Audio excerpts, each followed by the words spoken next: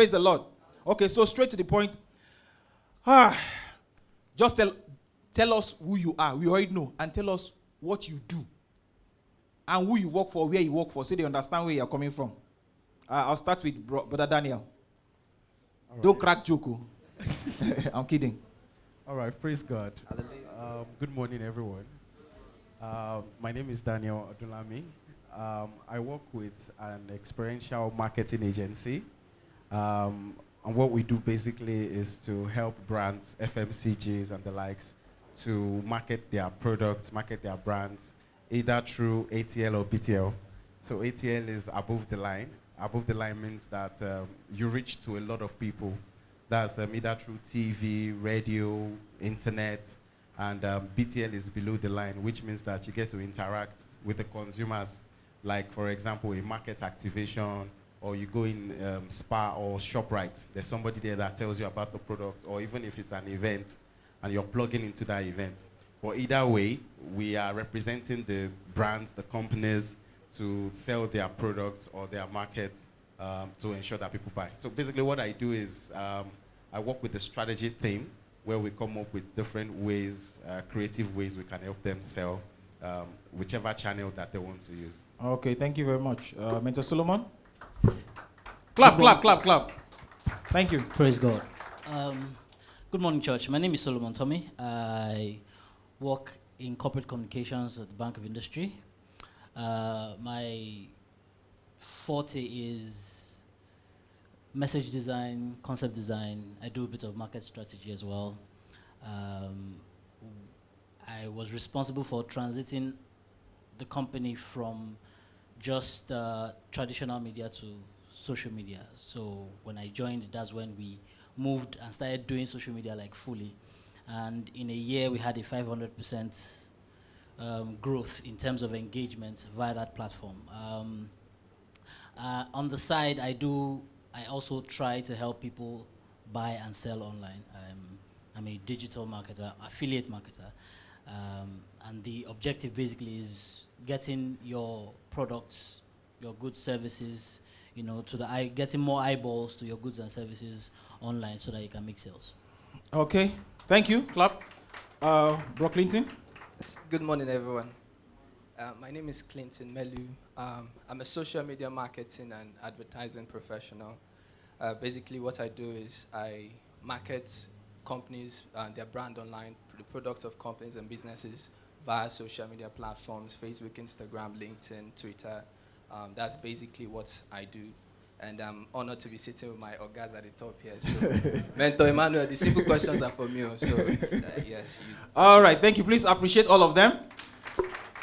Okay, we promise to be as practical as possible. So, for those that I know online, I see a lot of people. Let's talk about social media market. What people are conversant with, and then we begin to grow into other aspects. I see people I know in church and outside of church. I know people who post once a week, some once in 2 weeks. And when they post is when they are wearing one new cloth or one dress, or they went somewhere once in a week, something like that. Even people who are selling in church, even career people. The first question will be, why social media marketing and selling? Why? Why is it important? It doesn't have to be from left to right, to right to left. Okay. All right. Social media, because that's the new marketplace. You have 2 minutes. We're working time now. Social media, because it's the new marketplace. Gone are the days where traditionally you would go to the market to look at the things you want to buy. Ideally now, if anybody wants to buy a new shoe or a new shirt, you would first check it online to see probably what the price is, to see the style that you like, before you even go into the market, physically now. And for those of you that are not even conversant with the market, you would even place your order online as well. A lot of us spend more time online than we interact with one another. True. And because that's the new place where everybody is now, it's important for you to be there as well to engage with your prospective customers and also show that you have presence there as well. So it's important to have presence as a business, as a person, and as a business as well online, so that maybe it's just by ordinary searching, they find you there, they can see all the information they need about your business or your person. Oh, okay. All right. Same question, Mr. Solomon. Same question. Okay, why social media marketing? Okay, let's do some stats. There are about half of the world's population is online now. That's 4 billion people online. Last year was estimated that the volume of transactions done online in Nigeria alone was about 13 billion. Not naira. Dollars. 13 billion.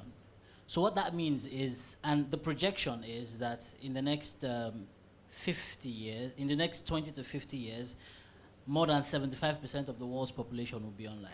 What that tells you, tells me, is that your market has moved online. The people that you want to sell to have moved online. And fortunately and unfortunately, COVID has changed the entire conversation. True. Many businesses have closed down their shops. Many companies abroad have closed down their physical offices. They are not going to go back to physical offices anymore. They are now interacting online. Why? Because technology has ensured that the people I want to reach, that I would have gone to the market and set my wares on the table and hope that they come to the market, the flip side with social media marketing is that I know where they are and I can take what I am selling to them. So I am not waiting for them to come to me in the marketplace. I am actually going to their houses. I am reaching them when they are in their rooms, when they are just waking up from sleep. For some of us who, the first thing we do when we wake up from sleep is to bring out our phones and go to Instagram. I can reach that person when he's just waking up from sleep. I can be the first thing that he sees when he wakes up. Hopefully that's not us. I hope the first thing that we read is our Bibles. But you get the gist. All right. Okay. Thank you. Rocklington? Thank you. So in addition to what they've said, the concept of marketing basically is to meet your target audience wherever they are. So traditional marketing would go to wherever your target audience are and share your communication, your brand materials with them. So in this day and age, social media is a place where people hang out, people want to see entertaining stuff.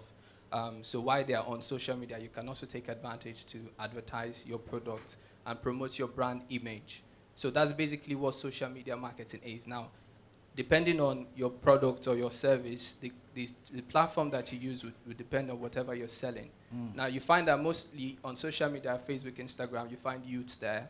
If your target audience are older generations and people who barely have time to come on Instagram, let's say MDs and CEOs, social media might not be the best platform to reach those kind of people.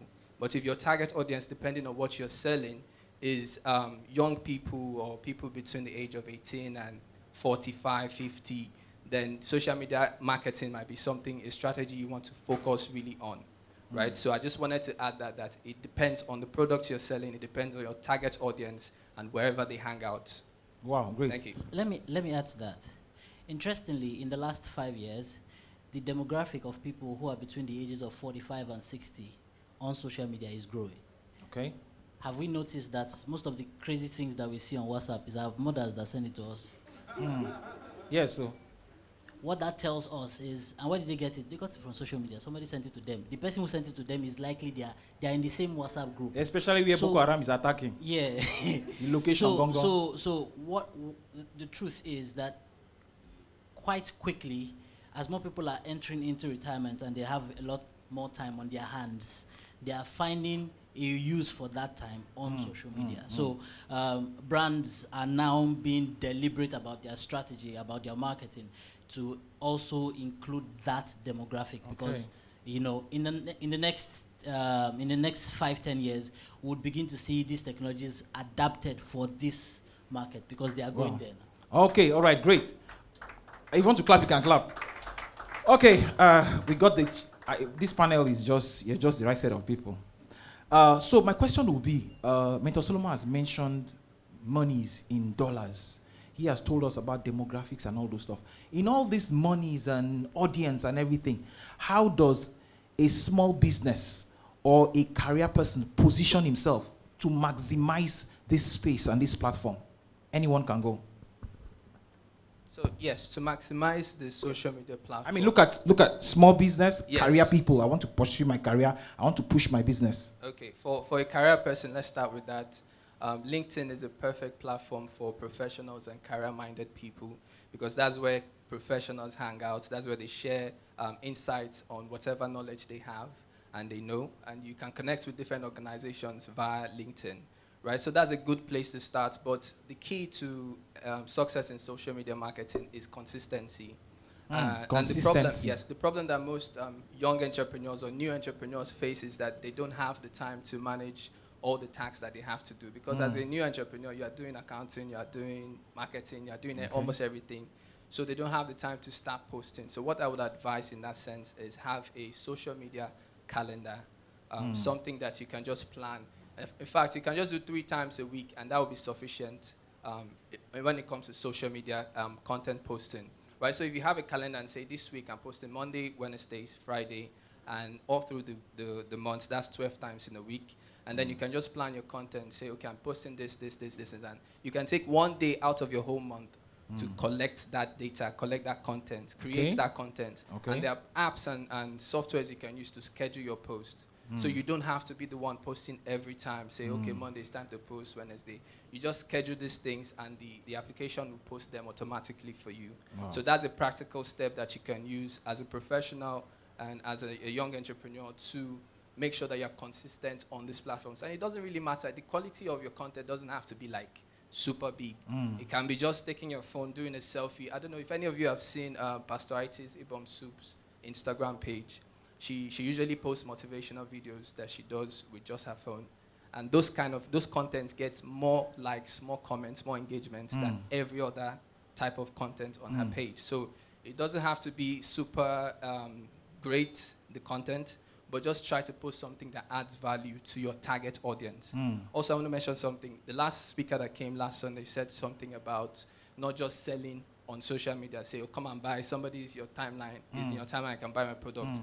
The key to social media is you want to add value to your target audience so they can follow you, so they can be part of your brand and build that community online for that your brand. So how you add value, you post things that are related to your products. Let's say if you're into fashion, you can say, okay, 6 tips on how to dress properly. If you're into restaurants, cooking, you can say, okay, how to cook Indomie without turning it into Indomie pepper soup or, things like that can help. So those are some strategies you can apply to start to grow your online brand as a professional or as an entrepreneur. I can relate with that. I know in all that, yes, there's no, in all of that, because we promise to be as practical as possible. I recall in all my life, all my years of posting, we'd not gotten the kind of likes and shares we had when I and my wife on World Food Day. We just decided to do it, just small drama. Before it turned, we had almost 5,000 views, almost 50 shares. And it looks like people like nonsense. On just the one that doesn't make sense, but we are going somewhere. At least you are learning. So if you're gifted with this, you can act, you do things. People laugh at home. Whatever people are laughing, you are just there. You do it offline, but you're hindering your progress online. Mr. Solomon, what do we do? Practical terms. Okay, so the thing about social media marketing is the mistake we often make with it is we just feel that, there's a lot of people online. So if I just go online, I just put up my stuff, somebody's going to, at least now, bad as in bad, somebody's going to like it. But the truth of the matter is offline conversion to online marketing is about 1%. Wow. 1. Low. Offline conversion, that is, somebody sees your content online and goes offline to actually make a purchase, is about 1%. What that tells me, or what I should tell us, is that it's not just about having the numbers. I've seen Instagram accounts that have 1 million followers, but their post gets maybe like 20 likes or shares and stuff like that. That is not, so those numbers, the 1 million followers he has, is waste exposure.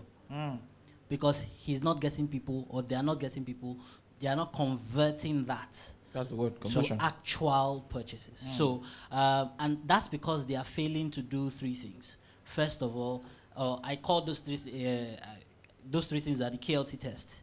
The know, like, and trust test. The know, like, and trust test.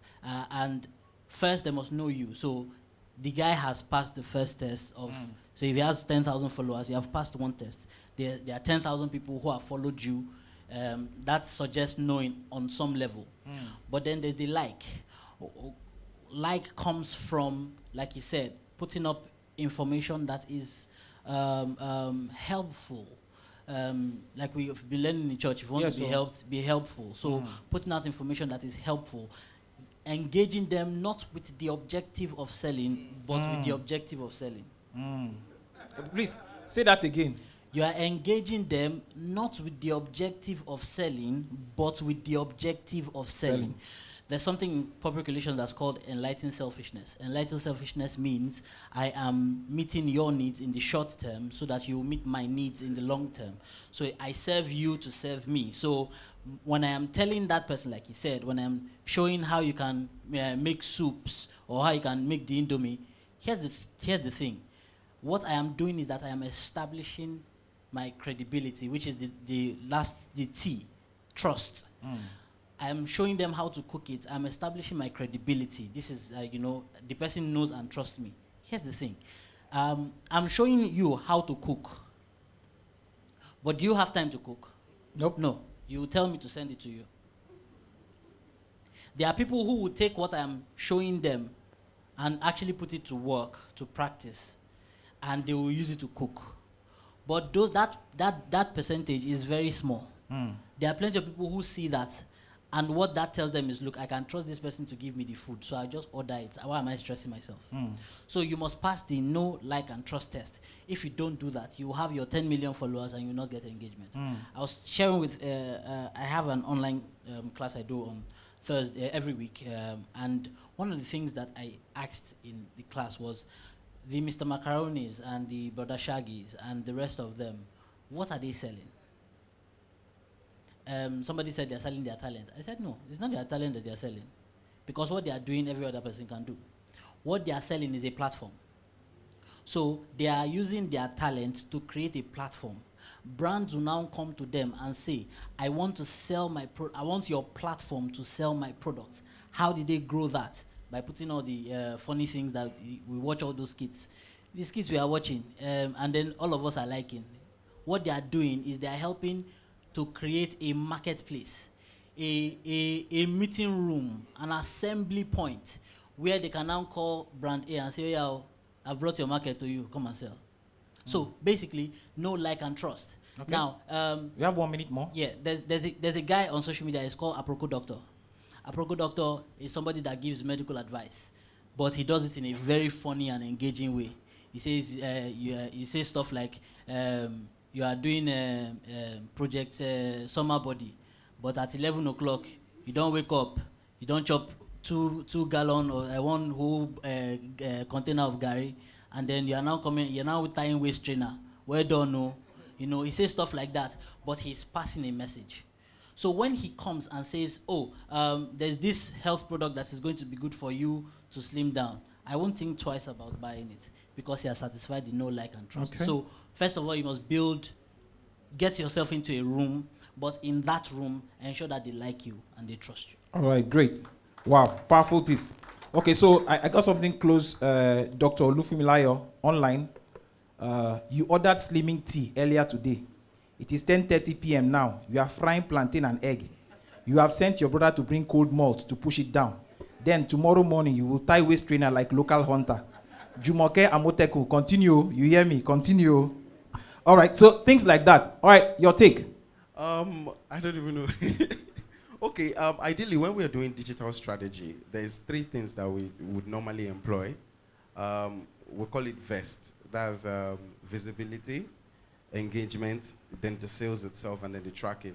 So visibility, it has to do with what they see from you. That's in your branding. This has to do with whether you have a logo, whether you have a brand name, whatever it is that helps people remember who you are, remember what your brand does. Please repeat that part. Whatever you do to help people know who you are and what you do. Okay. So it could be a logo, it could be it could even be a catchphrase. So for example, if I say oin now, everybody knows what oin means, at least where it's coming from. Or if I say you are doing well, So there should be that significant thing that ensures that people know who you are. So there is that visibility there. So in terms of branding, in terms of putting pictures together, it could just be a simple logo that it's always in all of your visuals, in all of your creatives that you're pushing out there. There's importance for visibility. Of course, that also applies, just like I said about LinkedIn as well. Visibility is also important. You know, putting your pictures online of you probably doing a walk or sharing a picture or sharing something. And then engagement is also important. Just like he had mentioned, to say that you are engaging to sell, but not to sell. But although you still have the objective of selling. So engagement is really important because that's how you get feedback from your audience, people that are following you. Engagement comes in different ways. So engagement can be you adding a comment to somebody's post. Engagement can be you doing a giveaway. True. Engagement can be you posting 10 ways to do this or that. Engagement comes in different ways as long as people see what you're doing and they interact with what you're doing. So for example, just like you had mentioned, to say you create a funny video, for example, and somebody sees that funny video, that's an engagement because people are now commenting, say, you're so funny, or that's interesting, or something similar happened to me, or whatever it is that you're trying to create in that your space. So engagement is important because most of the time when you post and people don't interact with what you've posted, it's just as good as you just putting it there. So most of the time when you're coming up with content, like in your content calendar, it must be in such a way that people want to interact with you. So maybe you end the caption with a question to say, what do you think?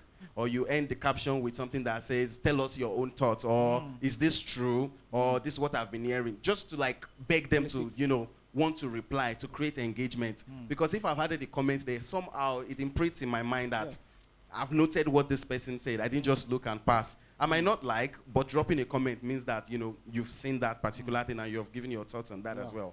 And then sales. So no matter how much you want to sell, it's important for you to do promotions. So you are doing sales, you are selling, but you've not bothered to say buy one, get one free, or get free delivery, or if you buy one, we'll give you a free gift or something like that.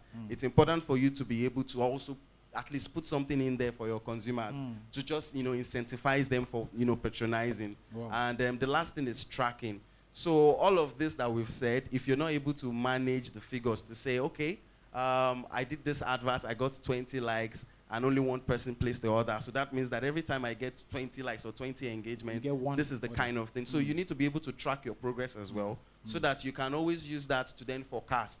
So whatever content you're coming up with next time, you can say, okay, the last time, just like you had said also, that's part of tracking. When you posted and you see that you got about 500,000 views. So that already tells you these are the kind of content I should do more of. So when you're coming up in your calendar now, you can say, okay, maybe once in a month, I will do something that is viral in nature, that is crazy. And then you see the traction that you get from there, and that also determines the kind of decision you're going to be taking for your business as well. Facebook has analytics. LinkedIn has analytics, Instagram has analytics. All of these social media platforms, they have a way of you getting insights on who has commented. They would even tell you which of your posts is doing very well than the others. They would even advise you to promote. So part of sales is actually also promoting. So don't just rely on organic is good. But sometimes organic, you might not be able to target organic as you would a promoted post. So if I want to do a promoted post now, I can target my audience. I can say, I want to reach only people in Lagos. I want to reach people between the ages of 16 and 25 in Lagos, or even in Apapa area. Or Lekki. Or Lekki. Those are the people that would see it. So because it's targeted, I can also ensure that the message I'm pushing reaches just that specific people. So I want to post the content in Igbo. I can say, okay, people that are living in the eastern part of Nigeria are the only ones that can see that message. Organic might not be able to help me define that unless I already have that audience already that are already following me. So it's important for you to, even if it's just 5,000 naira, you know, promotion that you do, it goes a long way. And sometimes because of the tracking as well, you can see what your 5,000 naira has done for you, and you can then decide to add to it. That's great. That's great. Okay, please prepare your questions. Very important. Do you have any question? As we prepare, you know what comes to my mind? The offline expression will be that there's a market. People want to go into the market, but they know when the market opens, when the market closes. They know where they sell shoes, where they sell clothes, where they sell food. So people don't just go into the market. They go into the market knowing where. So the easier we make them know where to get it, the easier we know how to. And then even you're selling shoes, there are children's shoes, there are adult shoes, there are things like that. So that sounds okay. Questions? You have a question? Pastor has a question. Please, as practical as possible. Okay. Thank you so very much. I'm learning. Okay, so we started Vis Global Properties recently, and so our products are ready. Lands for sale first of all before building. How should we take this to social media?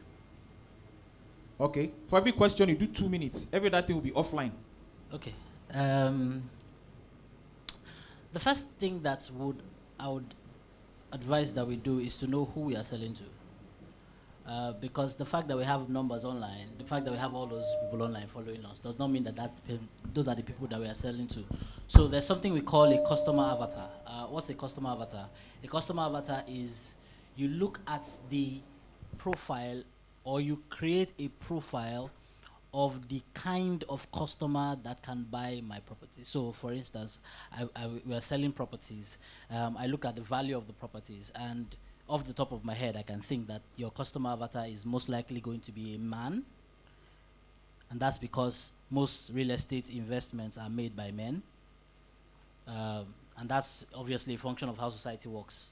It's not right, but that's what it is. So my customer would most likely be a man. He's most likely going to be between the ages of 25 and 40. Usually you're looking for first-time landowners because it's a new estate. You're looking for first-time landowners. First-time landowners are people between the ages of 25 and 40.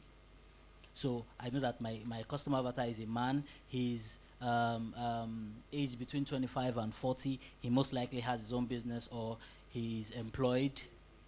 And if he's employed, it's in middle management or something like that. His disposable income is something within the range of 3 to 6 million a year. So now, when I have that customer avatar in my mind, I know the kind of way to talk to him. Because, and the truth of the matter is that even though I have one customer avatar, one guy in my head, there are going to be millions of people that will fit that description. So the first thing to do is to, because beyond just going up to set up, the easiest thing to do actually is just to set up the Twitter profile, the Facebook, the Instagram profile. And since you are doing, if it's land you are doing, the best places to go to is not Twitter, it's Facebook and Instagram. Those are the best places to sell real estate, Facebook and Instagram, because you are dealing with visual-led Instagram, Facebook, because of the numbers. There are about 4 billion people on Facebook. So I create these things, and then I create my customer avatar, and then I use that to say, okay, what do I say to a guy in that position to get him to buy land? I can begin to sell, financial security. I can begin to sell. I have to sell it to him, both as something that he can have for now and then for the future. So while I am selling, the prestige of having your own property, I'm not selling land, because the fact that the land I'm selling, every other person is selling it. We are not the only people who are going to be selling land in that. We are not the only people who have estates in that area. So what we have to be selling has to be beyond the land. We have to sell emotive benefits to those people. So by having that customer avatar in my head, I'm thinking about telling him how he can provide for his family, how he can ensure that he has something, down, something that gives him some form of financial security. I'm telling him how that financial security can also be passed on to his children. Okay. And things Mr. like that. Solomon, offline. That's friends connect. Connect with pastor as a friend. Offline. All right. Okay. Yeah. So next question. You are telling me, I'm selling high-end fashion, and then you are selling me a blood picture that I can't even make it out. Then obviously you have lost. Or you snapped it in your kitchen, your stove. Yes. Burnt pot. Or just on your phone, and your phone is not a high-tech phone and stuff like that. So your pictures are very, very important, because for most of these platforms, they are visual-led. Instagram and Facebook, for instance, are visual-led, which means that I am more likely to stay with a picture that is crisp, that is, very good, than a bad picture. I think the idea will be, you're not saying go and buy, what's the latest one now? iPhone 13. You can get someone's phone, take pictures and transfer and send what you want to see, some 30 seconds. Yes, I wanted to say that content strategy is usually divided into two. There's brand communication and adding content, and there's advert content. Advert content is the one you use to promote your product. It can be a flyer, it can be a video. So that one should have quality. You should have quality now. But when you're doing, this one now is for general business. So when you're doing like value-adding content, so you want to promote your brand, you can take it with your phone. It doesn't have to be super quality like that. But if you want to advertise your product, say this is what I sell, come and buy, then that should have some sort of quality involved. For Okay. other type of content, you can just take it with your phone and send it. All right. Okay. Question? All right. Okay, there's someone at the back. After that person, Pastor IT. Okay, someone here. Okay. Yeah. Okay. Thanks so much for the knowledge you have impacted. He talked about pictures. How do you solve a problem that when a customer comes back to say the product delivered to him is not exactly what appeared in the picture? It's not What exactly- I ordered was what I got. Yeah, exactly. Sometimes pictures can be deceitful, okay? Deceptive. And somebody comes back to make trouble. This is not what I saw in the picture. How do you solve that problem? Okay. After you've tried so much to convince him that... Okay. So this Want to is respond? Okay. Pastor IT wants to respond, and then we'll take Pastor IT 1 minute max. Okay, I think I'll respond and just take my contribution. Is that okay? Okay. First, that problem, I think, well, we've had it over and over in my business. People keep saying, snap the picture of the soup, let me see. Snap the picture of the bowl, let me see. So what we now do is we add a clause. Picture does not depict real size. So as I'm sending you the picture, I'm also letting you know that what you see is not what you get. And I'll tell you why. So if the person is receiving the picture, when that eventually happens, the person already knows that. We have explained that. Sometimes we put the image by the side of something regular that everybody knows, so that you can tell the size, basically. Okay, so what I wanted to say is that I remember years back, because these things you're saying, it sounds easy hearing from you, but as a business person, it can be so demoralizing when you don't have any money in your pocket. So I want to say this to any young person who's listening to me. Barter still works. Barter still works. So you can, if you have a friend who is a photographer, and you are selling bed sheets, can you give 2 bed sheets for good pictures? Okay, if you're into makeup artistry, and you are a photographer, can we come together, do a collab, take pictures, and both of us will post it, and then we'll both benefit from it. So barter still works, and I want to encourage us, especially in Next Stone Church. We have so many skills in the house here. So I think it's time for us to begin to come together, do things together that will benefit you, benefit me. That way, without money in our pockets, we can still get things done. All right. Thank you very much. Okay, still on Brabuchi's question. What do you do about color? okay. This is actually I sell on Jumia, Okay. and this is one of the How many issues we how many have. people know you sell on Jumia? How many? Please, if you want to sell on Jumia. All right. Okay, so I sell on Jumia, and this is one of the issues that they always have on Jumia. So ideally, sometimes when you import from China, the picture that China will give you is always different from Chinese. the product itself. So Jumia will tell you, take a picture of the product itself.